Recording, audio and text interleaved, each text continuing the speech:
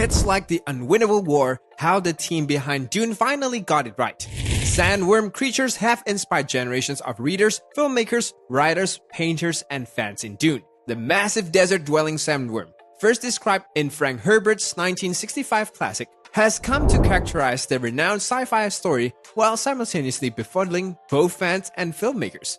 But unfazed cinematographer Greg Fraser was in Jordan's Wadi Rum desert just over 2 years ago, attempting to capture one of the science fiction's most iconic pictures. Keep watching this episode of Behind the Screen for more.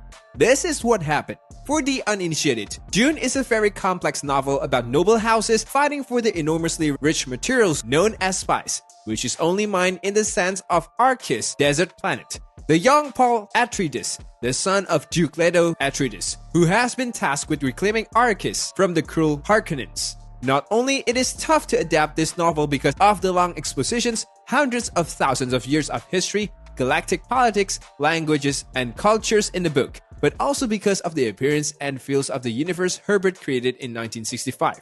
3 years before Star Wars in 1974, Alejandro Jodorowsky planned to make a remake of Dune featuring Salvador Dali, Orson Welles, Gloria Swanson, David Carradine, Mick Jagger, and Pink Floyd soundtrack. His film was never made, although there is a fantastic documentary about it called Jodorowsky's Dune, which is well worth viewing.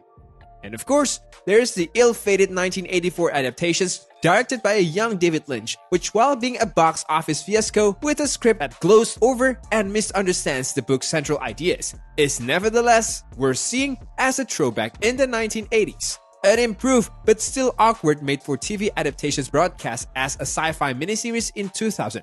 In addition, there are few stalled projects and failed attempts by other producers and directors. Dune earned a bad image as a result of all of this.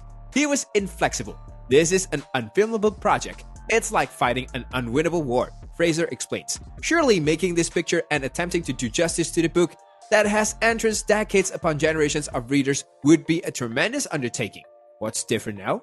Call it boldness or reckless ambitions, but Villeneuve, who has already established his sci-fi talents with Blade Runner 2049 and Arrival, regarded doing Dune the correct way as a lifelong desire. I must say, doing film like Dune, which first terrified me, seems doable because of Denis, by his stewardship of the film and his type of commitment to make the best film possible, Fraser remarked. For Denis, it wasn't just another job. This is his entrance, every breath he'd taken since finishing the novel and up until now had been in preparations for producing this film. The sandworms had been immortalized in a work of art in the new Atreides, Palace of Arrakis, when we first meet them in Villeneuve Dune. We knew that the lovers of Dune would just wait to see that sandworm. Production designer Patrice Vermette tells me, we agreed with Denis early on that the sandworm should not have a monster-like appearance. Rather than being a terrifying creature, the idea was that it should command respect. The ecological nightmare of the novel, which is about a country pillaged by outsiders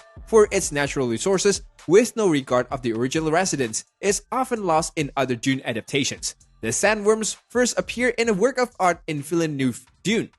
Near the end of Dune, Paul visits an old ecological station with a Freeman. The Freeman Dr. Lid laments that the planet might have been a paradise. A few rare small plants, as well as the first green we saw on Arrakis, can be found within this lab. Dune's DNA is old, which is crucial for the story set far into the future. It's as large as it is old. This is an ancient mystical book. There are no computers and a very little technology in general for a sci-fi staple. Other versions have made the mistakes of making it very current, which is why Lynch feels so distinctly 80s today. As a result, establishing this history in every shot as well as focusing on many of the very real-world environmental aspects is an important part of Villeneuve Dune's visual design success. So, what are your thoughts on the sand dunes? In the comments area below, please share your ideas. For the time being, that's all I have to say. Thank you very much for taking the time to look at my video. I hope you had a good time watching it. If you like it, please subscribe to the channel and give it a thumbs up. If you haven't done so already, please do so now. For more illuminated videos, enable that post notifications. Keep an eye out on our next video, and we hope to see you there.